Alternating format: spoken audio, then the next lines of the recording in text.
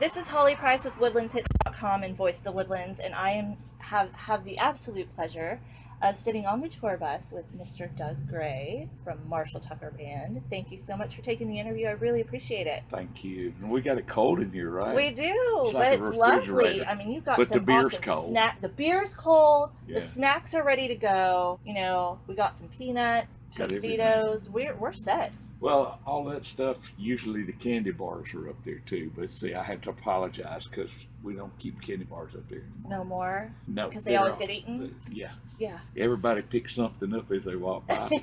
And, you know, nothing pisses me off worse than having a candy bar sitting there when I'm kind of hungry. And it's gone. The one you want is gone? Well, I wish it was that way, but we always get more stuff. Oh, that's we're good. treated too good. Well, that's good. You know, You guys have, I mean, okay, so the band started in 1975? 72. 72. Came out with the first record in 73, but I had just got back from Vietnam in 1969, and Toy and myself, and we decided we'd go to work have a real job. Okay. And he went to work, and I went to work, and I worked in a bank. Okay. And so the same day that I got my recording contract, I got a chance to go and have my own bank in Atlanta. Very cool. So I changed my mind about what I wanted to do in life and took a chance on this. And 45 years later, I'm still sitting here, and people are interested that I made that choice doing what I felt was the right thing. Well, I think you made the right decision. Absolutely. Well, without a doubt. And it's a packed house in there. Oh yeah, it was sold out last time, and it was, I think it was a benefit last time we were here, but we were getting ready to do all these different things, and we did this last year. We had 140 something shows, played little places, large places. We raised $100,000 for the Grand Ole Opry for kids this year, the largest one they'd ever had. Never raised more than $30,000. So is it like a nonprofit organization? Oh, that you yeah. raise? Okay, so tell me a little bit about that. Well, it was called Christmas for Kids. Oh. And it was through the Grand Ole Opry. That's And awesome. so everybody that came in, everything came in. And then they auctioned off a bunch of stuff and, did silent auctions as well. But it was 3 times more than anybody else had ever done. So we Good were, for you. for an old man that's still kicking. You know what? I mean? You've got a huge heart, and you guys did an amazing thing for those families. So Oh, yeah.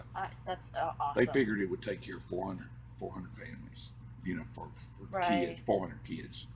So that's pretty good. That's awesome. We've done that every year, but not at Grand Ole Opry. We Okay. usually do it somewhere else. Okay.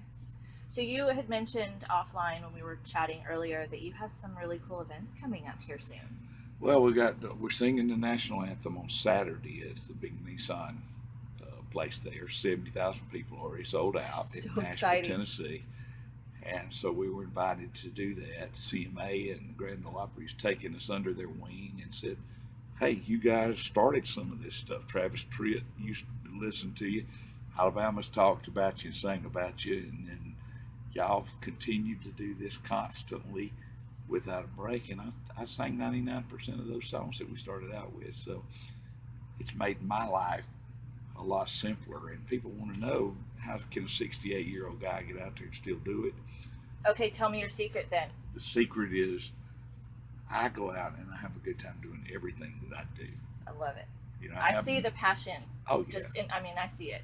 And then not even when the lights come on, the automatic thing happens, and people go, "What in the world? Where's that come from?" And I watch people that watch me, and a lot of them, I have my own Doug Gray Facebook pages, and I have all these Marshall Tucker thing. I can't answer the Facebook pages on the Marshall Tucker one. It's 6.4 million or something. You've like got somebody that manages that for you. I can't do that. Yeah. And but the Doug Gray ones have 2 of those, and they shut me down on each one of them. So I just started another one, different pictures. Why did they shut you down? Well, because it wasn't a business; it was just a personal one. And this way, because I answer everybody. That's the difference. I answer everybody that writes in, thank them, and stuff like that.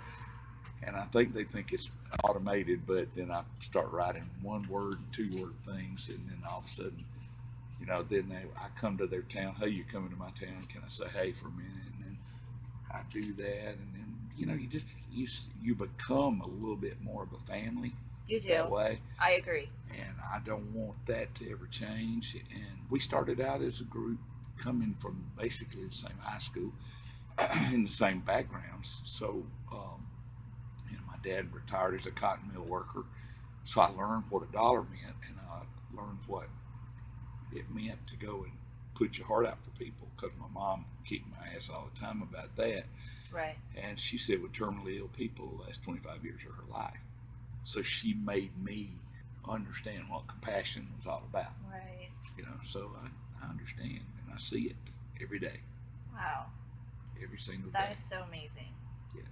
Well, you have done amazing things, and again, thank you so much for taking the time out to chat with me today. On this cold, freezing bus. It's okay, but it's really cool though. Yeah. Like, no pun intended. Well, I know, but it's good unless you start. If it's real cold outside, it's still cool in here. Yeah. I don't know how that works. It ain't me, I promise. You gotta adjust the thermostat somehow. Well, no, there's two of them. There's 3 different air conditioners on here. Okay. And so just in case we come to Houston in the summer. Right, because we don't want frizzy hair. I don't mind the hair part. Hey, the hair part's going to be whether it's good or it's bad. It don't matter. But what comes out of the show is what matters to me. Right. And I know you guys are going to put on a great show, and I'm super excited to come and check you guys out.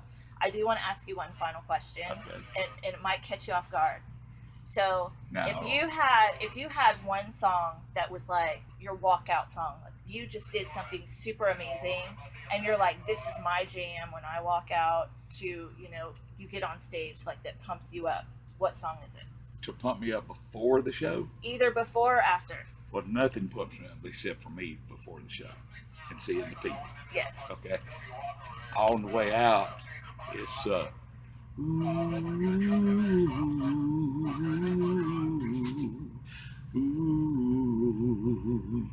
and it's that old song, and I'll let you figure it out, because you'll hear it tonight. Okay, well, I'm gonna check it out. But that excites me, and it keeps the audience calm as we're walking out somewhere over the rainbow. Yes, I know exactly That's that what song. it is. Yes, And I forget the gentleman that sang it though. There's two or three of them. But, Okay. the one that really did it, and I think Rogers and Hammerstein wrote it. Okay. I think somewhere over the rainbow.